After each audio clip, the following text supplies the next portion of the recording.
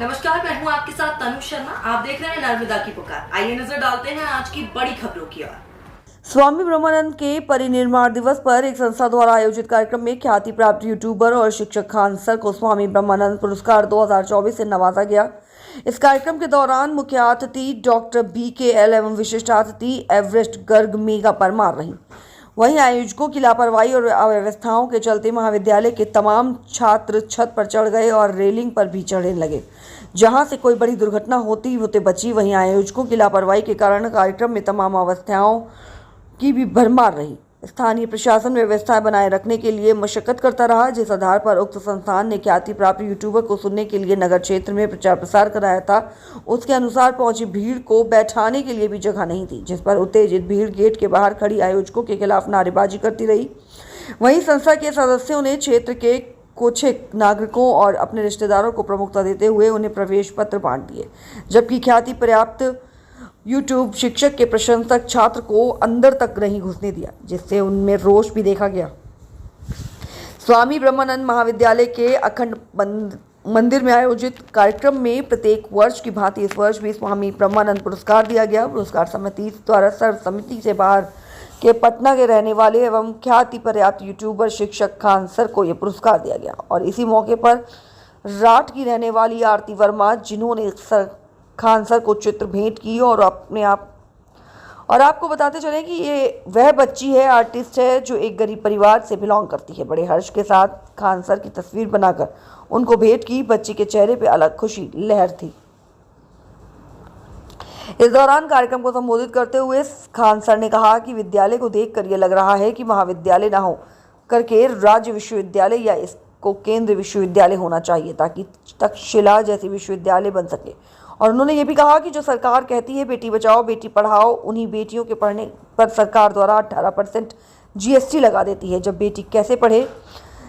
और खान सर ने कहा कि देश की सारी बेटियों को खुद आगे आना होगा और अपना शिक्षा के क्षेत्र में कदम जमा कर रखना होगा, ताकि उनके गरीब माँ बाप दहेज की चिंता न करें। और खान सर ने मजाकिया अंदाज में स्टूडेंटों से कहा, लड़की के हाथ मांगने ही क्यों सोचते हो, ऐसा हुनर पैदा करो कि उनके बाप से हाथ मांग सको। और खान सर से इनाम की पूरी धनराशि विश्वविद्यालय बनाने के लिए अर्पित कर दी। वहीं उसके बाद खान सर ने बताया कि शिक्षा को मनोरंजन से जोड़कर अगर बच्चों को पढ़ाया जाए तो बच्चे बड़े ही रोचक ढंग से पढ़ते हैं और चीज़ों को याद भी रखते हैं।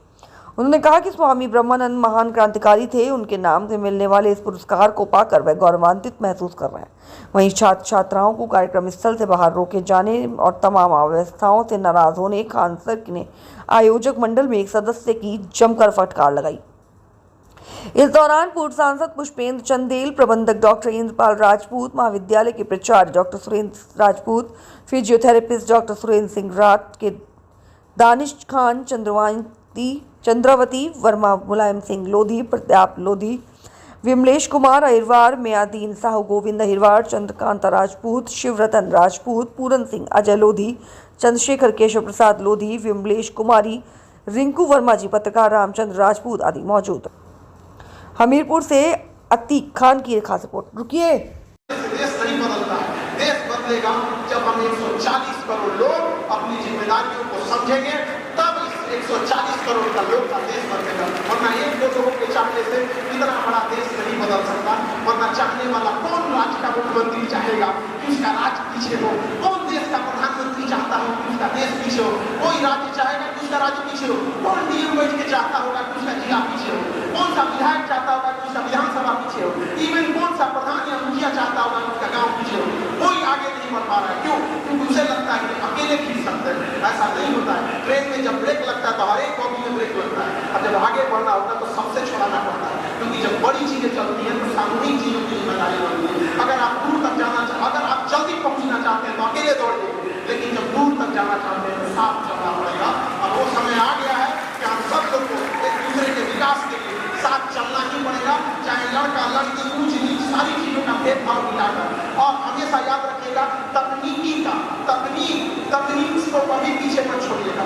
लेटेस्ट टेक्नोलॉजी का यूज करने के लिए कोशिश लीजिएगा, चाहे जो भी हो। जैसे आज के समय AI टेक्नोलॉजी आ गई है, एकदम लेटेस्ट है, कोशिश कीजिएगा उसको ज़्यादा से ज़्यादा सीखा जाए। अगर आप अप टू डेट नहीं रहेंगे तो आप सर्वाइव नहीं कर पाएंगे। आपके सामने घर घर के हाथ में रहने वाला नोकिया मोबाइल बर्बाद हो गया, हमारी आपकी क्या औकात है, छोटी सी दुकान या घर बिजनेस छोटा सा हो गया।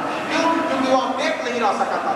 आपको समाज के हिसाब से अपने को अनुकूल बनाना पड़ेगा। डायनासोर इस पृथ्वी से चले गए, सब उतना बड़ा शरीर लेके, क्योंकि समाज वातावरण के अनुकूल नहीं बना सकते। आज का समय है, आपको तकनीक, शिक्षा और अपने फाइनेंशियल कंट्रोल पे रखना पड़ेगा। अगर आपके पास पूंजी है तो पूंजी की एक शिक्षा होती है। पूंजी कई तरह का होता है, सब जैसे शिक्षा रूपी पूंजी, किसी के पास बड़ी जमीन है वो पूंजी है, बाप का छोड़ा हुआ करोड़ों का धन है वो भी पूंजी है। तो जिसके पास जैसा है वो उसी व्यवसाय में जाए। शिक्षा का अर्थ ये नहीं होता है कि नौकरी लेके किसी सरकारी विभाग में बैठ गए और सोफा के ऊपर सफेद पर्दा डाल दिए और गाड़ी में सफेद तौलिया तोड़ दिए, हाँ भैया तो अधिकारी जा रहे हैं। शिक्षा का अर्थ होता है कि आपके बगल में बैठने वाला व्यक्ति को आभास हो कि शिक्षा क्या महत्व होता है।